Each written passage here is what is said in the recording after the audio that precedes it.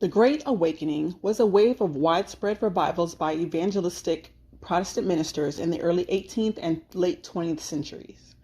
The focus was to encourage individuals to remove themselves from rituals and ceremonies and foster a personal spiritual relationship which acknowledges the truth of sin and taking accountability for moral actions.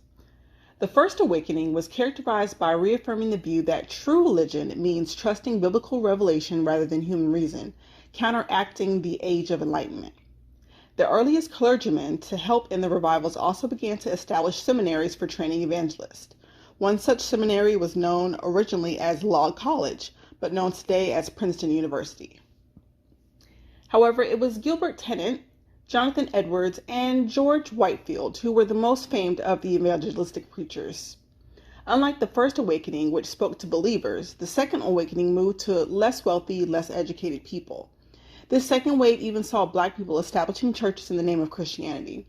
These congregations began running independent of the predominantly white churches due to racial discrimination, which came in a form of segregating seating, lack of voting rights, and the inability to hold leadership positions. It was the revival at Yale University which had the most significant impact on social change. Evangelist Charles G. Finney led most new measures such as the call to invitation, where people came forward to the front to make a public witness of their conversion. He also felt that getting saved was how to clean up society. Finney encouraged fellow Christians to become involved in the anti-slavery movement, education, prison reform, temperance, Sabbath observance, and women's rights. The Third Awakening was a worldwide missionary movement in an attempt to get the gospel to the entire earth after the inspiration of Matthew 24:14, which says, "And this gospel of the kingdom shall be preached in the whole world for a witness unto all nations, and then shall the end come." New groups emerged as a result, such as the Jehovah's Witnesses, Spiritualism, Theosophy, Thelema, and Christian Science. Although in opposition to Christian doctrine, these movements were the reason evangelistic ministers worked so hard in the fight for religious freedom. It was not the freedom from religion, as most so wrongly interpret, but the liberty to practice the faith of a man with his God. The government was only to involve themselves in ill actions of one man against another. The Baptists faced massive persecution. Many were separatists who fled from the Church of England's corruption, hence the quote-unquote separation. However, the persecution followed to America. Drowning, stoning, shootings, beatings, all but surrounded this denomination, who at this point were fighting for the separation between church and state.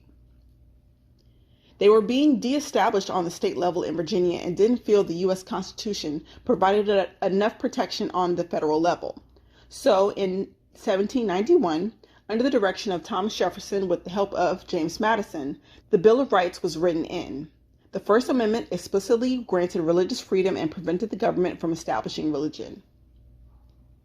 In 1801, the Danbury Baptist Association in Connecticut wrote a letter to Thomas Jefferson, who had become President of the United States. To Thomas Jefferson, Esquire, President of the United States of America. Sir, among the many million in America and Europe who rejoice in your election to office, we embrace the first opportunity which we have enjoyed in our collective capacity since your inauguration to express our great satisfaction in your appointment to Chief Magistrate in the United States. And though our mode of expression may be less courtly and pompous than what many others clothe their addresses with, we beg you, sir, to believe that none are more sincere. Our sentiments are uniformly on the side of religious liberty. That religion is at all times and places a manner between God and individuals, that no man ought to suffer in name, person, or effects on account of his religious opinions, that the legitimate power of civil government extends no further than to punish the man who works ill to his neighbors. But, sir, our constitution of government is not specific. Our ancient charter, together with the law made coincident therewith, were adopted as the basis of our government. At the time of our revolution, and such had been our laws and usages, and such still are, that religion is considered at the first object of legislation, and therefore what religious privileges we enjoy as a minor part of the state, we enjoy as favors granted and not as inalienable rights, and these favors we receive at the expense of such degrading acknowledgments as are inconsistent with the rights of free men. It is not to be wondered at, therefore, if those who seek after power and gain under the pretense of government and religion should reproach their fellow men, should reproach their order magistrate as an enemy of religion, law, and good order, because he will not, dare not, assume the prerogatives of Jehovah and make laws to govern the kingdom of Christ.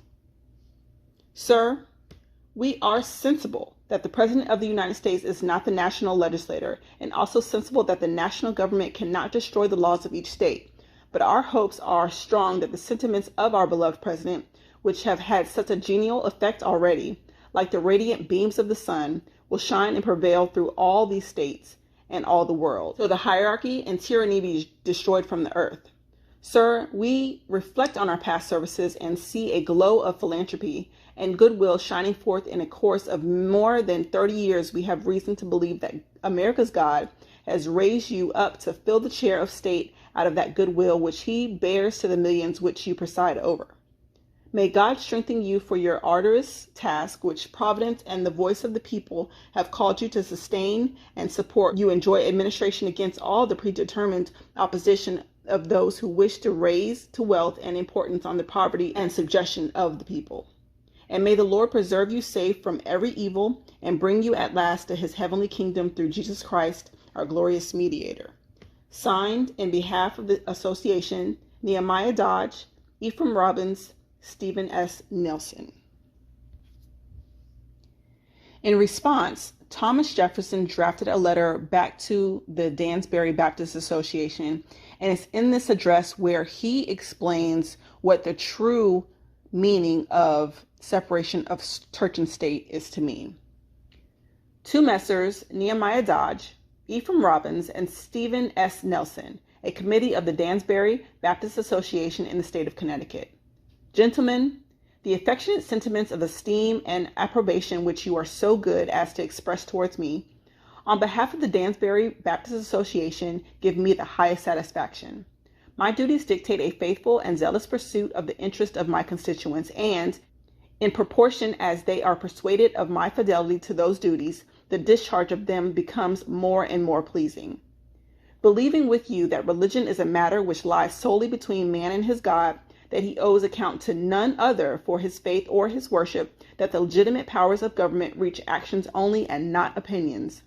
I contemplate with the sovereign reverence that act of the whole American people which declared that this legislature should make no law respecting an establishment of religion or prohibiting the free exercise thereof, thus building a wall of separation between church and state. Adhering to this expression of the supreme will of the nation in behalf of the rights of the conscience, I shall see with sincere satisfaction the progress of those sentiments which tend to restore to man all his natural rights, convinced he has no natural right in opposition to his social duties. I reciprocate your kind prayers for the protection and blessings of the common Father and Creator of man, and tender you for yourselves and your religious association assurances of my high respect and esteem. T.H. Jefferson, January 1st, 1801.